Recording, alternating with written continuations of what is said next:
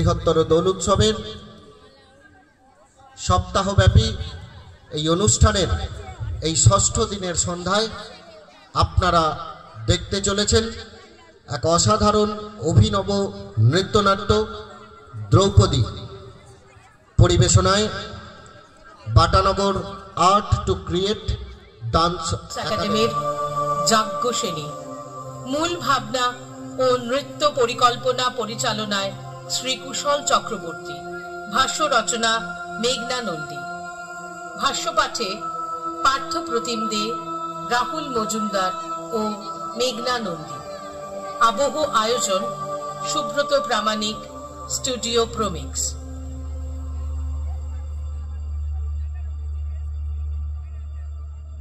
বহুল প্রচারিত একটি শ্লোকে শুনি, অহল্যা দ্রৌপদী কুন্তি তারা মন্দদরি তথা পঞ্চকন্যা স্মরে নিত্যং মহাপাতক নাশনম। শ্লোকটিতে সবকটি নারীকেই কন্যা বলা হয়েছে। আজ দ্রৌপদীর আখ্যান শোনাবো আপনাদের, মহাভারতের এক বিশিষ্ট নারীর কাহিনী।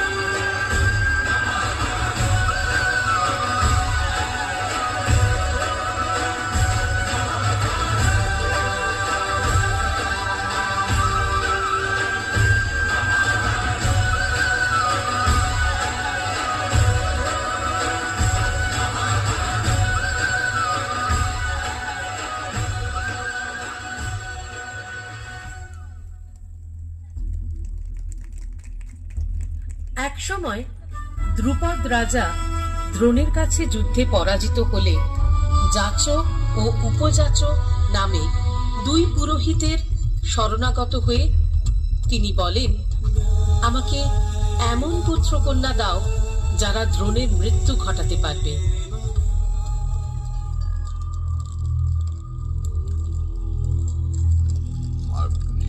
দুই পুরোহিত যজ্ঞ করলে প্রথমে অস্ত্রমণ্ডিত সুসজ্জিত অত্যন্ত সুদর্শন এক পুরুষ যজ্ঞাগ্নি থেকে বেরিয়ে এলেন। তিনি ধৃষ্টদ্যুম্ন। পরে বেরিয়ে এলেন তিনি মনোরম এক উজ্জ্বল কন্যা দ্রৌপদী। কন্যার আবির্ভাবে আকাশবাণী হয়, এই কন্যা কুরুবংশের ধ্বংসের কারণ হবেন।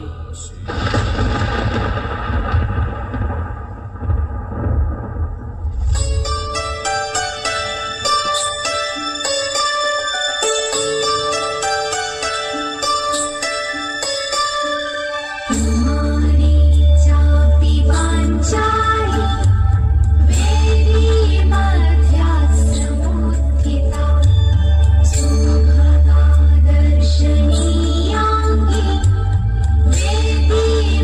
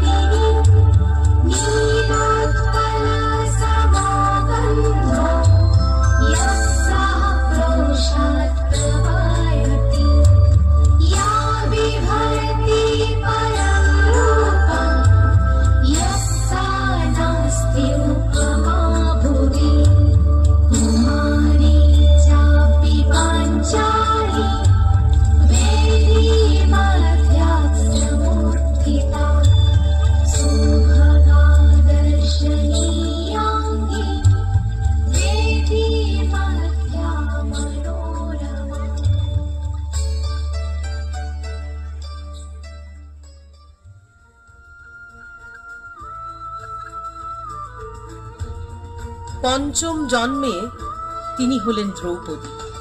পূর্বজন্মে দ্রৌপদী সর্বগুণ সম্পন্ন স্বামীর জন্য তপস্যা করেন। আমার সর্বগুণ সম্পন্ন স্বামী চাই, স্বামী চাই, স্বামী চাই, স্বামী চাই, স্বামী চাই। শিব তাকে সেই মতো বরদানও করেন। তথাস্তু। তবে একজন মানুষের মধ্যে এতগুলি গুণ থাকা সম্ভব নয়। 5 জন মানুষের মধ্যে এমন গুণের সমাহার ঘটতে পারে। সেক্ষেত্রে তোমাকে পঞ্চস্বামী বরণ করতে হতে পারে।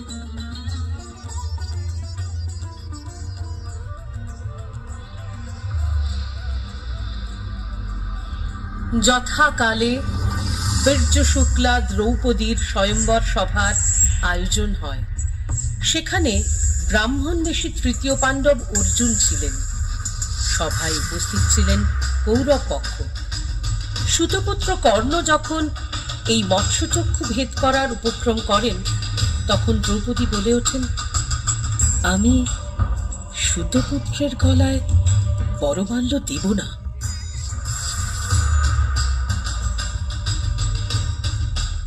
অপমানিত কর্ণ বলেন, তোমার এই অপমান আমি কোনোদিনই ভুলব না পাঞ্চাল কন্যা। মৎস্যচক্ষু ভেদ করার কারণে দ্রৌপদীর বরমাল্য লাভ করেন অর্জুন।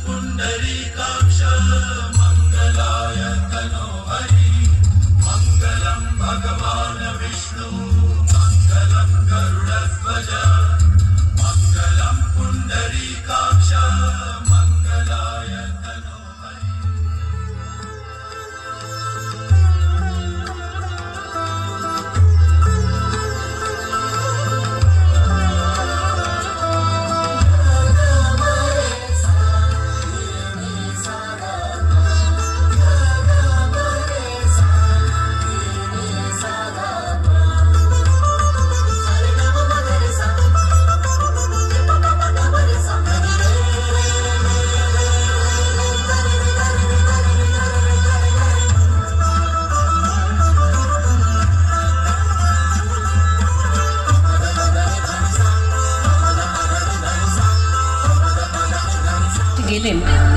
তিনি বললেন, যা এনেছ সকলে ভাগ করে নাও। মাতৃ আদেশ অমান্য না করে দ্রৌপদীর সাথে বিবাহ হলো বাকি সকলের।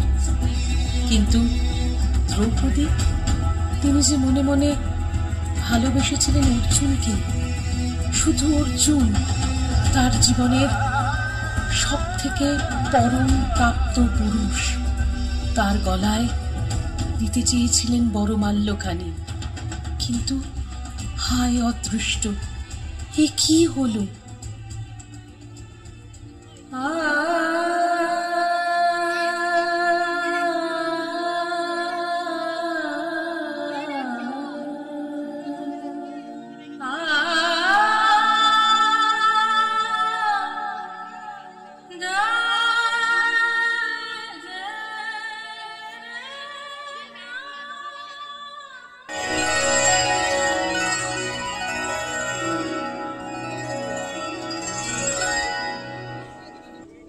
কতকটা প্রতিষ্ঠিত হয়ে নেবার পরে পাণ্ডবরা পরামর্শ করে দিগ্বিজয় বেরিয়ে পড়েন এবং সফলও হন। ফলে তারা এবার রাজসূয় যজ্ঞের আয়োজন করেন। এই যজ্ঞে তারা কৃষ্ণকে প্রধানের আসনে অভিষিক্ত করেন। তবে কৌরব পক্ষ এর মধ্যে এক দ্রুত ক্রীড়ার আয়োজন করেন। যুধিষ্ঠিরের নেশা দ্রুত ক্রীড়া, কিন্তু যোগ্যতা কম।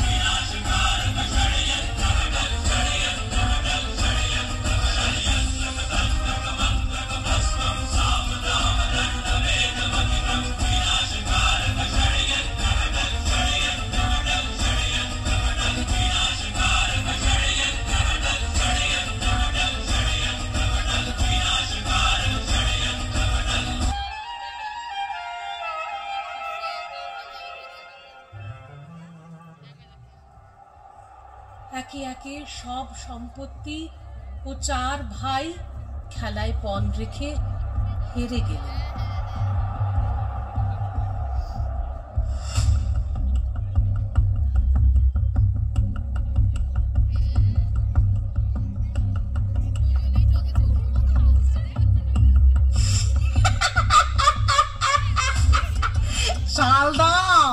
চাল দাও যুধিষ্ঠির, তোমাকে আমি এবার জিতে নেব।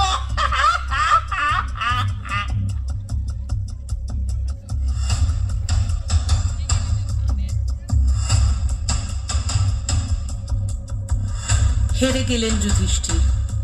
আর ঠিক এই মাহেন্দ্র ক্ষণের জন্যই যেন অপেক্ষা করেছিল দুর্যোধন আর তার কপট মামা শকুনি। আর কিছু নেই পণ দেওয়ার মতো। কেন কেন কেন পাঞ্চাল কন্যা দ্রৌপদী তোমাদের ধর্মপত্নী সে তো আছে, তাকে পণ রাখো রাখো।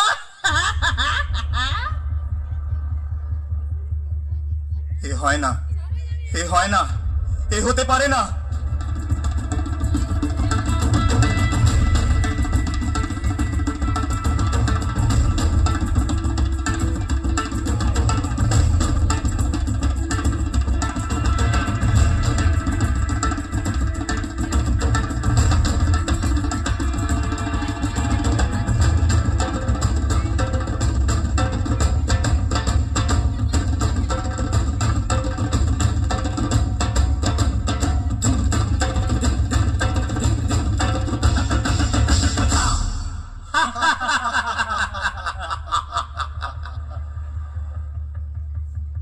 বাকি ছিলেন দ্রৌপদী। মতিভ্রষ্ট যুধিষ্ঠির বাজি রেখে তাকেও হারলেন। দূতসভা থেকে হুকুম দেওয়া হলো দ্রৌপদীকে সভায় আনা হোক। দুঃশাসন পাণ্ডব প্রাসাদে গিয়ে দ্রৌপদীকে চুলের মুঠি ধরে হিড়হিড় করে টানতে লাগলেন।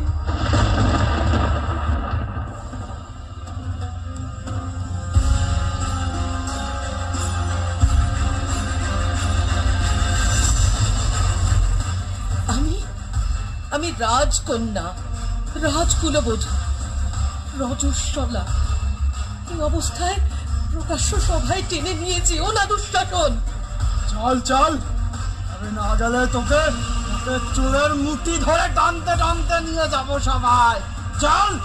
আমি তোমার থেকে বয়সে বড়, সম্মানে বড়, তুমি এ পাপ কাজ করো না দুঃশাসন। ওই সভায় আমার ভাসুর, শ্বশুর, শাশুড়ি সকল বয়োজ্যেষ্ঠরা রয়েছেন। আমি এমন অবস্থায় সেখানে যেতে পারি না। ছাড় ছাড় ছাড় আমাকে দুঃশাসন। চল চল চল।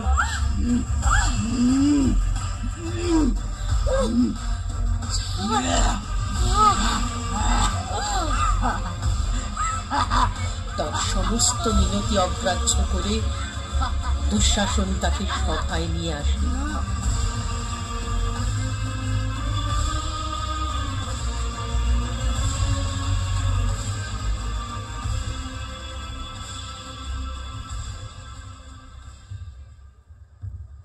দুর্যোধন বামুরু ইঙ্গিত করে বলেন, আহা, এসো এসো সুন্দরী, তোমার স্থান আমার।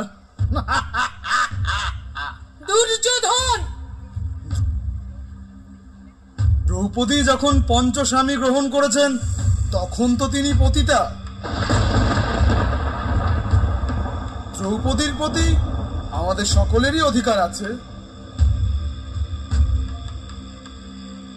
দ্রৌপদী সভাস্থলে পৌঁছলে দুঃশাসন তাকে মহিলা শ্রেণীর দিকে যেতে না দিয়ে চুল টেনে টেনে বলেছিল, আমরা তোমাকে জুয়ায় জিতেছি, তাই তোমাকে আমাদের দাসী বানিয়ে রাখবো।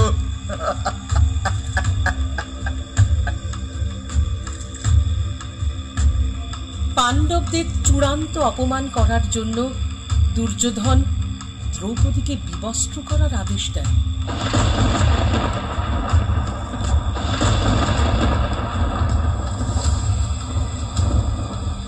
দুঃশাসন তার পরনের শাড়িটা ক্রমাগত টানতে লাগল। দ্রৌপদী এক মনে শ্রীকৃষ্ণকে স্মরণ করতে লাগলেন।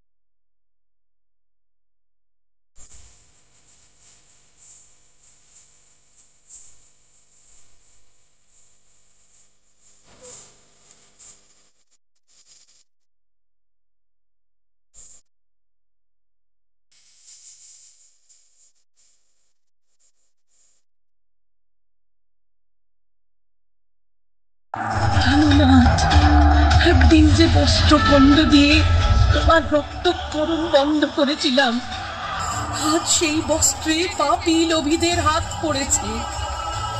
অপমান, এই লাঞ্ছনার হাত থেকে তুমি বাঁচাও আমায়।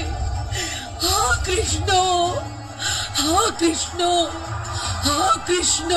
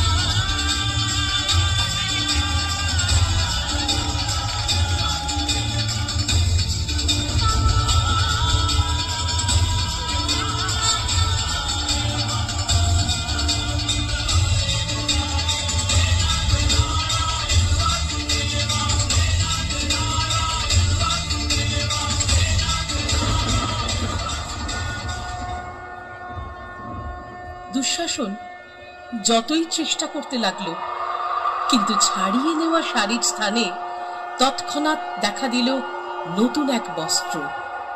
ফলে দ্রৌপদীকে বিবশনা করা গেল না।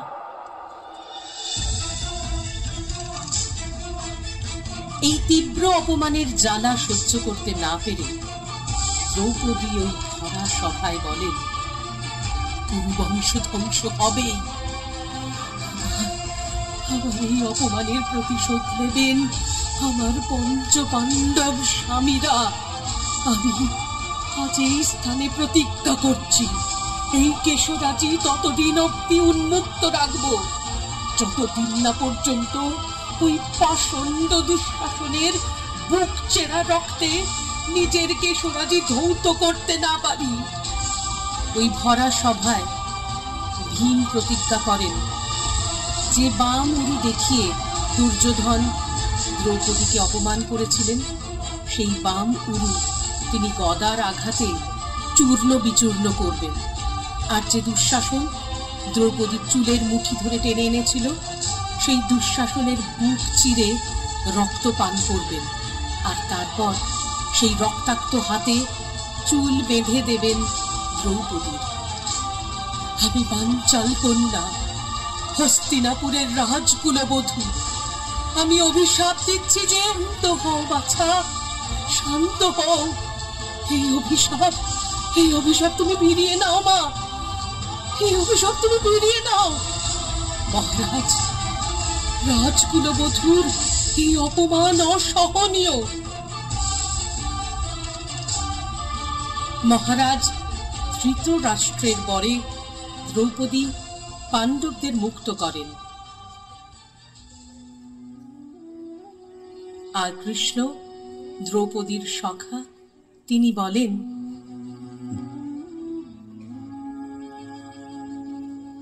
বিরোধিতা শক্তির প্রমাণ হয় না, শক্তিমান সেই যে সহনশীল, সহ্য করতে পারে। যখন হৃদয় থেকে ক্রোধ আর বিরোধিতা দূর হয়ে যায়, তখন সহন শক্তি ধর্মের শক্তিতে পরিণত হয়। ক্রোধ থেকে প্রতিশোধের জন্ম হয়, আর ধর্ম থেকে ন্যায় জন্ম।